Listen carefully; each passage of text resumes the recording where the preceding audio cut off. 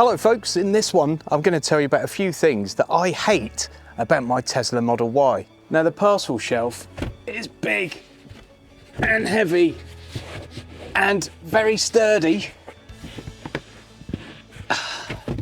It's a nightmare to move. It's just not a very good design. It's great if you want to put large packages on top of it, things with a bit of weight, because it will actually hold them. But aside from that, it's a pain in the rectum. Flies absolutely love this white paint. Just look at them. There's no rear wiper. Why do manufacturers think that we don't need them anymore? It still rains. When you buy a Tesla, everyone thinks you're some sort of hipster Elon Musk fanboy or something. They also think they need to tell you either how much you're helping the planet or how much you're destroying the planet by getting an electric vehicle, or how you're succumbing to the government's mind control. I don't give a toss about any of those things. I just like the car. Now the newer Teslas got rid of all the chrome that they used to have covering them and gone for this nice black finish instead, which I think looks the absolute mustard. However, a tech from Tesla told me that if you want to keep that as it looks and not have little marks all over it, you can't take the car to a car wash. You need to wash it by hand using a pH neutral shampoo. But while the parking cameras are very good, there's no top-down camera, no 360 view camera, and on a car that's got so many cameras, feels like a bit of an oversight and something they could probably do with a firmware update or something. I can't believe they haven't already done an over-the-air update to include that, so perhaps there's something else preventing it from happening, but it would be very nice to have it. Despite having loads of different media options in here and access to Apple Music, Spotify, etc., I like to use Apple Podcasts quite a lot, particularly when on a long drive.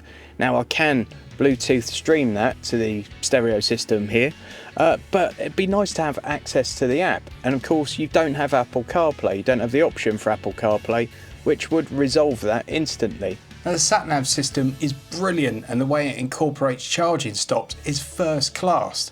However, doesn't have speed camera warnings at all, and there's no way of activating that. And of course, because you don't have CarPlay or Android Auto, you also can't use something like Waze. Now, what about a few things that I love? The boot capacity is brilliant. I mean, look at that. I've actually had my child in there. It's absolutely capacious and very, very easy to get large items in and out of. A lot of people say when you buy a Tesla, you're going to get absolutely fed up of sitting around charging. I could actually just play this Super Mario clone that's built into the car, where you use the steering wheel to control the car. You've got Netflix, Disney Plus, YouTube. They've really thought about the person sitting and charging. You've also got the toy box, which has got some really childish things like a whoopee cushion mode. There's a simulated log fire. There's an app called Tracks on here where you can actually make up beats and backing tracks. It's amazing what they've thought of in this, and everything is for your benefit. It's to give you, the driver, and the passengers of the car a bit more convenience and a bit of entertainment at times when you maybe do have to stop and charge. Seriously though folks, I've told you the things I don't like about this car, and that really is it. These are first world issues. They're tiny little niggles really, and things that don't take away from what otherwise has been a fantastic experience with this car so far. We've done about 1,000 miles in it now. We've had the car just over a month and it's been superb, quite frankly. Obviously I'm in a fortunate position where I get to drive lots and lots of new cars, and for not 1 second have I regretted this purchase. We usually charge it up once a week, maybe twice a week if I'm going to do a long journey somewhere. It costs next to bugger all. I do it overnight on Octopus Intelligent. It works it all out to get it up to the state of charge that you require, and it will charge it at the cheapest times of day or night, to be more precise. It's just an absolute piece of cake to live with.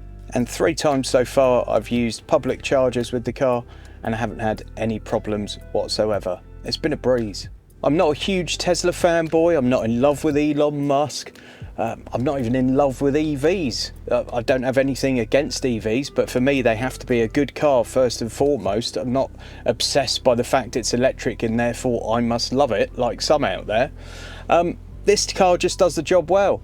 Actually, I'm not in love with the way it looks either. I think they're meh at best to look at. Yet still, This car feels special every time you get into it. There's something about it. You know, it's not the quickest one. This is the base spec model I've gone for. The fact my kids don't refer to it as the car anymore, they refer to it as the Tesla, it sort of suggests there's something a bit special about it. And whilst to look at it's very, very ordinary, to live with and to experience is quite special. It does have a special feel to it. It has got a bit of theatre to it.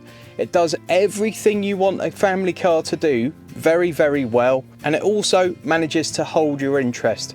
It's doing a few things a bit differently. It's doing them well. And a month in, I'm delighted with my purchase. But for the love of all that's holy, just give us a rear wiper when you do a facelift, please. Thanks for watching this video, folks. Please give it a thumbs up. Please click subscribe and please click that notification bell. I'll catch you on the next one.